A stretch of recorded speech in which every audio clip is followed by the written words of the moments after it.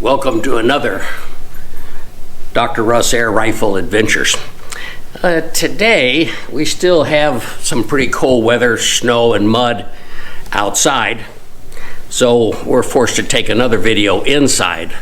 I know many of you want to see some shooting done outside. That's coming, maybe in a few weeks. But for now, we are in our great room, and you can see some very nice trophies down this wall, and below these three beautiful elk, and I think altogether we have about 20 here in the house, is a mountain lion and I think 3 grizzly bears, which just make the place warm and comfortable. I would be remiss if I didn't bring to your attention some beautiful pronghorn antelope, a nice Michigan whitetail, and I think on that far wall is an Indian maiden just before she gets married. And on the left, we've got another pronghorn and a couple of mule deer taken from Wyoming. Well, let's get on with our message today. Let me apologize why we're not shooting outside. I know many of you want to see these air guns fired outside, but it's just real bitter cold and lots of snow and or mud preventing us from doing that. However, we've got warm weather coming next week and perhaps on into the spring, and we'll be doing a lot of shooting outside as we normally do.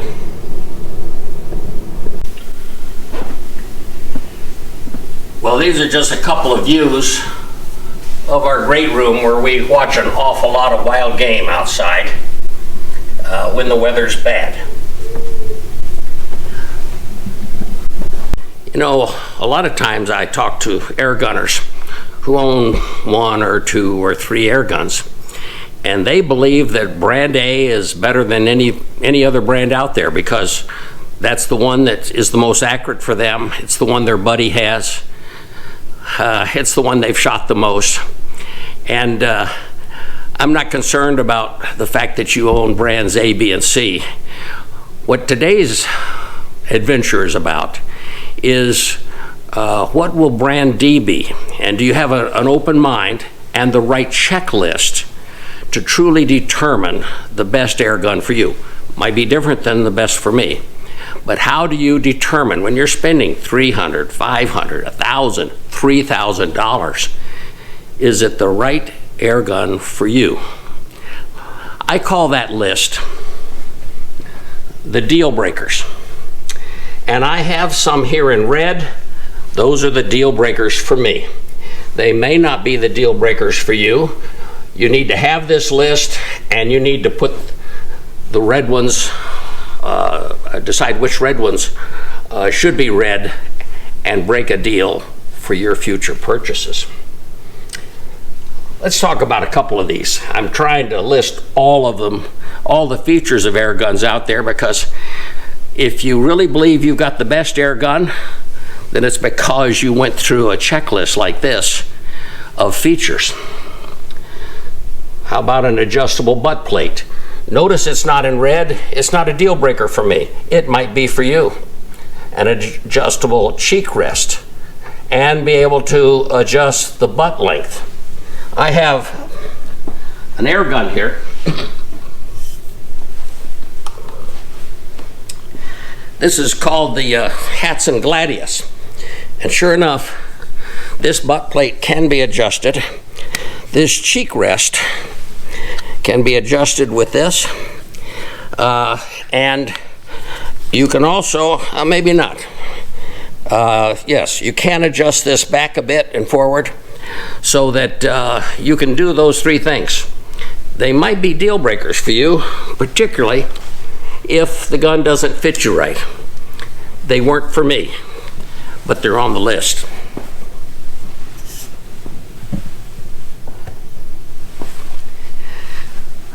What is on the list is I like an adjustable trigger. it's very important to me that I can come in and adjust that trigger down to 1 or 2 pounds pressure instead of 5, 6, or 7. Not all guns allow you to adjust the trigger. To me, it's a deal breaker. When I was shooting competitively, I had triggers that had work done on them so that I just barely breathe on it and the gun went off. I thought, okay, there's a target, boom. There's a target, boom. And I didn't do any of this pulling, squeezing of triggers. They just went boom when the right time came. That's when guns, to me, are very, very accurate. Another deal breaker is I like an adjusting pin that can do power. Well, typically, that adjustment pin is done with a hex head or screwdriver from the back. Take off the butt pad and come in from the back and you can adjust that pin. Newer guns today have it on the outside. An actual screw that can make the gun more powerful or less powerful with the amount of air. That's good. I like it. What am I trying to do? I'm trying to find the sweet spot of a gun so that I'm shooting somewhere between 825 feet per second and 975 feet per second. I know in that range a couple of things happen. I'm not going to be breaking the speed of sound and get this careening sound called zing as the bullet goes out, a sound my neighbors don't like, a sound that other animals don't like. So I like to get that power down in that. And one of the other ways I can make that happen is I use the heaviest pellets possible.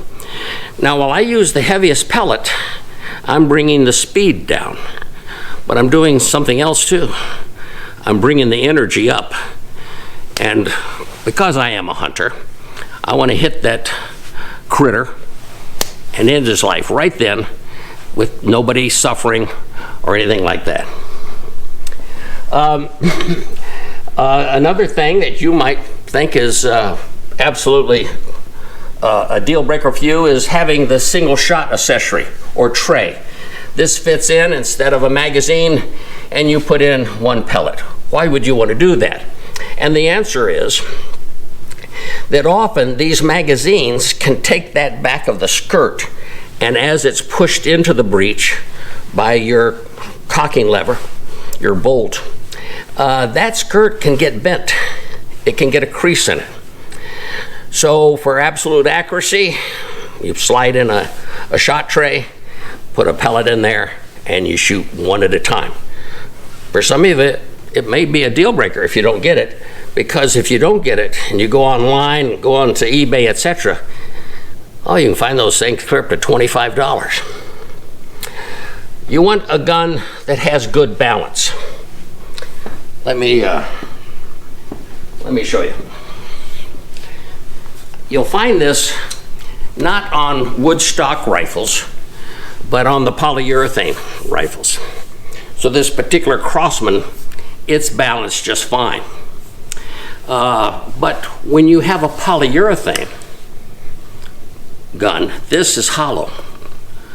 And the front of the gun is heavy, especially if you start adding bipods, tripods, lights, lasers. So what you have to do is take this butt plate off on a polyurethane. And when it's off, you can put, I've done it, you can put baking powder. I like baking powder because it's heavy when it's packed in, but it has no smell, and that's good. It can't rot. It can't do that. Others just want to stuff in rags. That works too, but by stuffing them in, you get this gun so that now she's got a better balance. So it's something you can't find out when you order a gun off the internet. Does the gun have balance? Just know that to be true and be prepared to fix it if you have to.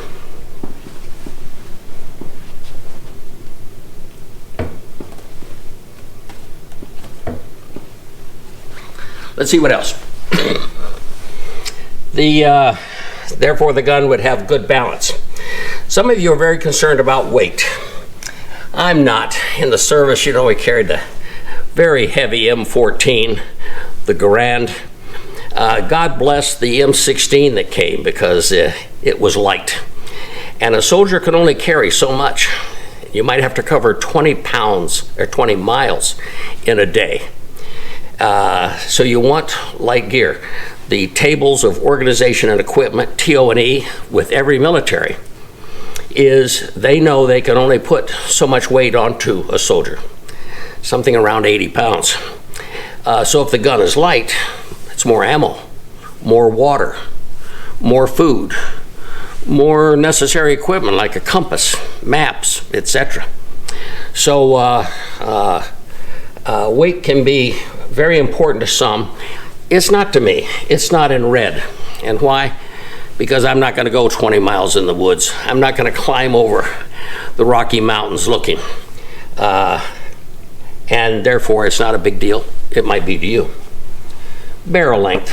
Oh, you've heard me argue about barrel length again and again in videos. I want a barrel that's at least 20 inches. Hatsan used to make a lot of guns at 19.7. That was okay. Now you'll see more and more guns made at 21, 22, and 23 inches. Why did I say 20? And why are companies going to longer barrels? And the answer is accuracy. When the Army invented the M16, it has a 20-inch barrel, and that wasn't by accident. I was a range officer for a few weeks before I went to Vietnam, and I learned as that M16 was coming aboard, the reason that that barrel was 20 inches long is it takes 20 inches of rifling to get that bullet spinning, or pellet, or slug spinning. And a spinning projectile, much like a football, is a whole lot more accurate than if we just lunge and throw it dead through the air. Now, that's why I like to see 20-inch. And it's in red. Now, you'll find some guns have a choked barrel and some don't. Let's hold off on this for a minute, just that, choked or non-choked. Why? Well, if you have a choked barrel, what's happening is that, for sake of argument, that 22 gets down to a 21 at the very end of the barrel. Why? Well, it causes that pellet to slow down a bit and let all that air behind it catch up and then pop it out of that barrel. Now, she's already spinning. It all happens very quick. But that's why we have that pop sound when a rifle goes off, and one of the big reasons why you need a suppressor on the end. Remember the sounds when we shoot a gun. We have the ping, we have the pop as it leaves the barrel, we have the zing when it exceeds the speed of sound, and we have the stop when it either hits an animal or your backstop. 4 sounds. We need to address them. And that choked barrel is why they go pop. Now, when you see it say non-choked, and by the way, that added accuracy, when it's non-choked, it's really made for slugs. Boy, it's a heck of a thing to get a slug to slow down into the final few inches of a barrel and then make it go pop. It's a lot easier with a pellet with that skirt behind it. So they'll say, no, this gun is non-choked. That means the gun is really designed for slugs. If it's choked, it's primarily designed for pellets. They don't say, oh, don't use a slug in a pellet gun and don't use pellets in a slug gun. But the truth of the matter is, when it's non-choked, or whether when it is choked, if you shoot slugs down it, those slugs are going to take away some of that rifling at the end. Important rifling. And your barrel will burn on out at, I don't know the exact number of shots, but maybe 5,000, something like that. Some of you probably have worn out barrels and don't even know it. You do know that the gun's not quite as accurate as it used to be. So try to get what you really need there. Choked for pellets, non-choked for slugs. Not a deal killer. I just want to know what it is. Now, some barrels are threaded on the inside before you go out. First of all, the barrel has a crown. Think of a drill that's kind of like in a pyramid or cone shape. They come in and they take that hole at the end of the barrel and they carve out a little slope in it. Why? Well, they found out that a lot of barrels, if they're not crowned, and they do the tools that put rifling in the barrels, sometimes some little flaws can be out here on this edge. And when the pellet or a slug just taps that flaw, oh, you've lost your accuracy. So by crowning, we now have pellets that'll go right on out and not be affected by any flaws at the end. But I want something more than that. I want to be able to take that cap off. Usually it's something you can take out. And I want to be able to put a suppressor on. Well, let me show you something here.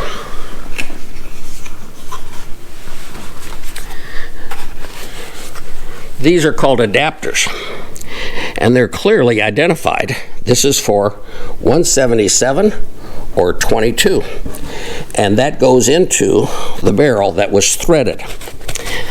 This is for 22 or 25. This adapter is 25 to 30. So I have 3 adapters, and then I have right here a suppressor. This is a short one. It's got a special name from the DonnyFL company, Fat Boy, and it's the latest. So here the adapter goes into this, goes into the gun, and comes out here. If you look close, you can see some threads there, and sometimes we do some additional things here on the gun, I should say at this end.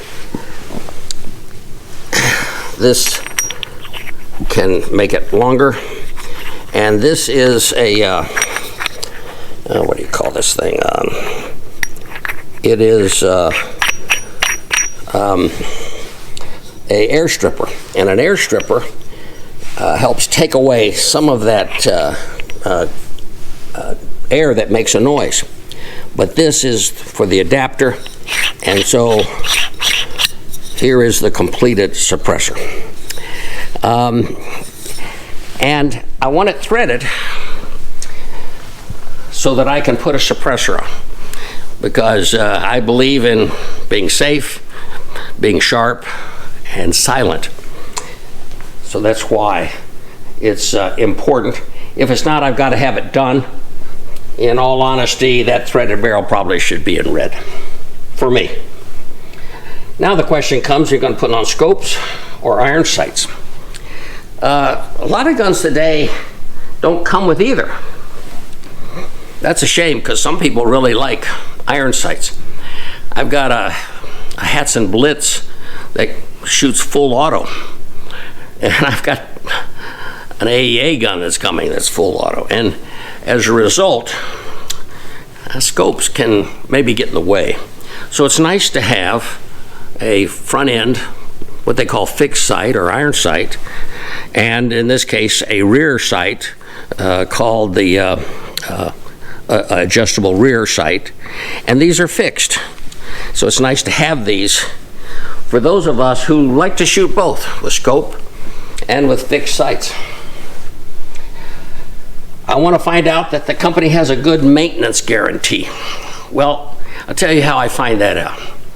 I go on to the website of Pyramid Air or Arizona Airguns, Utah Airguns, a variety of internet places, and they want to prove how good their gun is.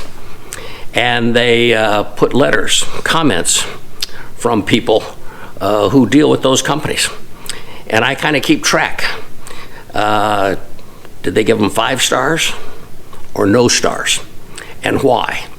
And often they'll say, you know, I returned the gun 20 times to a certain manufacturer, never did get it fixed.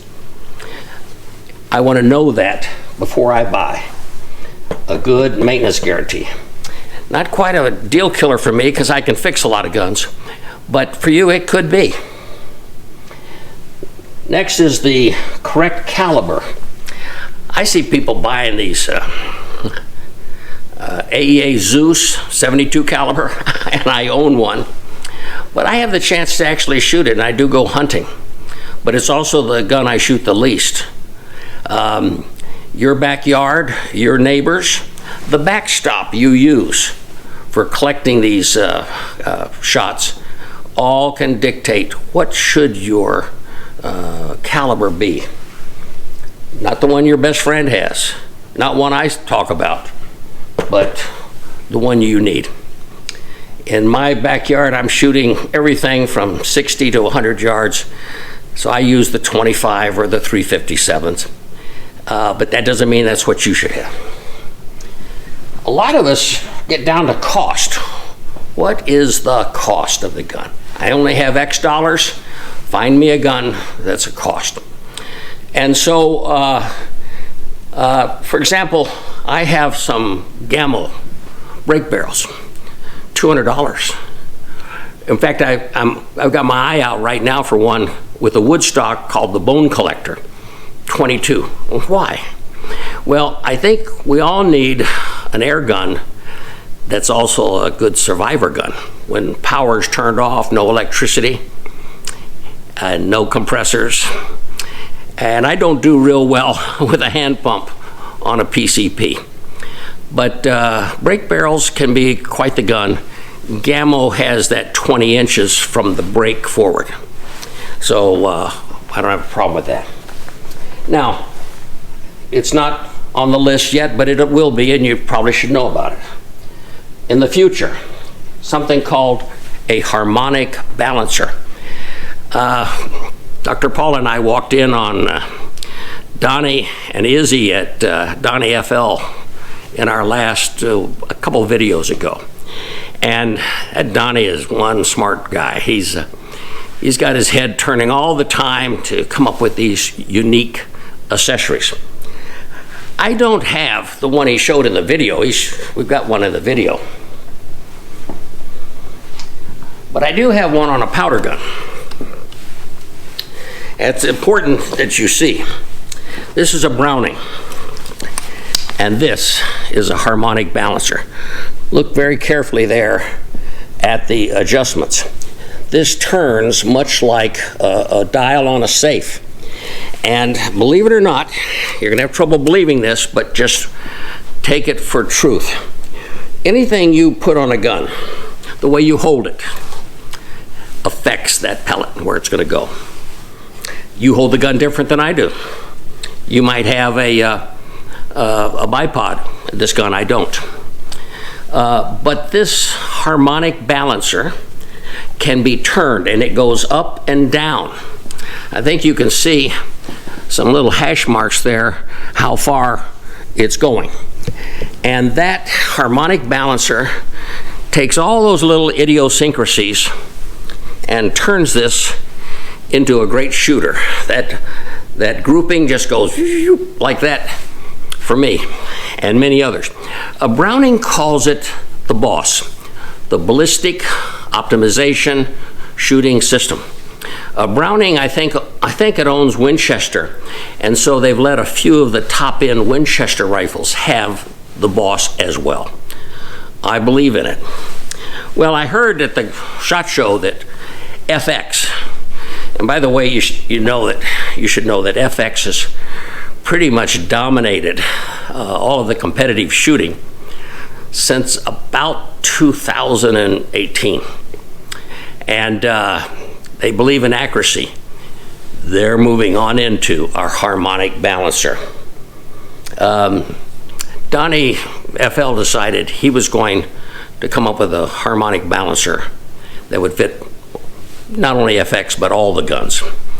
And I think that in a year or two, you'll be hearing enough. There's none available to me right now. I don't have an FX.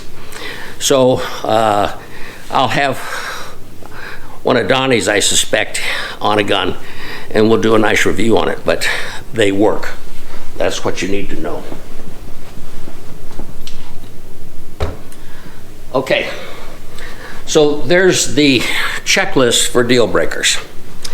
Let me cover another subject that's in the news. You can't turn on your radio, you can't turn on the television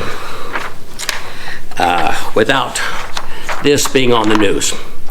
I really don't want to say these words because they're picked up and sometimes your video is kicked off. Let me just say this. The big picture's good. Don't worry. Don't have your guns at the front door and back door. The big picture is going to be okay here. Let me show you something about the big picture. These organizations have all been trending down. Sad, but true. The thought was there's no real reason to keep these big budgets going. Well, I got to tell you, the future of their budgets is going up. And so for some period of time, we're going to see all these things improve. I don't think the president of a big country out in the East is going to be happy about that. But no sooner do I say, put your air guns away, this thing is not going to spill over. We're not going to have that kind of chaos in our streets. It's sad that Ukraine is going to have it. But it is going to impact us, I think. It'll impact us in this. So take your computers, your cell phones, your tablets, and let's look at those passwords again. Large cap, small cap, numbers, letters, exclamation points, whatever.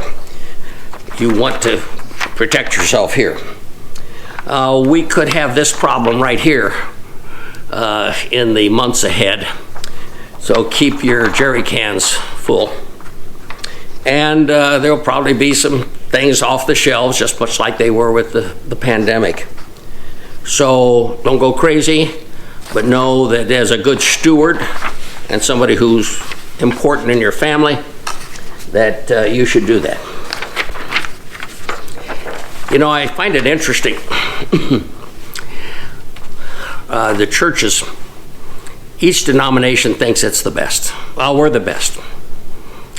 You want to get to God, you want to get to heaven, you need to be in our church. And when I talk to people, my doctorate degree is in divinity, by the way. I do it with counseling. I've made my money by starting some 20 businesses.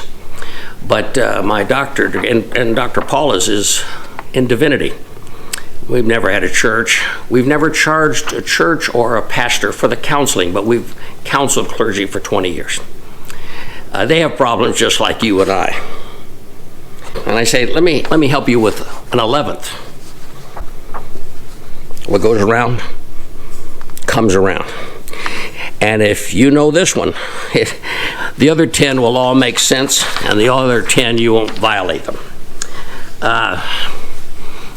You know, I think that the president of an Eastern country just doesn't know that. What goes around comes around. And so he's got his convoys at 40 miles in length, etc. But in the end, what goes around comes around. Not just for him, but for you and me as we go through life. So try to keep your nose clean, try to walk upright, try to do unto others as you'd have them do unto you. And always remember, what goes around comes around. Now, if today's video and these deal breakers were of value to you, do me a favor and give us a thumbs up. If you'd like to make sure that you're going to be on to the next video coming out, we've got 67, I think this is 68, all in a 2-year period. Thank you for the growth we've enjoyed, the popularity. But I think by the end of this year, we'll have way over 100 videos, all in a channel that you can go to, accuracy, etc., and watch, rewatch before you go hunting, before you go target practicing. Because in addition to Thumbs up, I want to see that you are airgun safe, airgun sharp, and airgun silent. Send us your comments. I answer them all. Have a good day.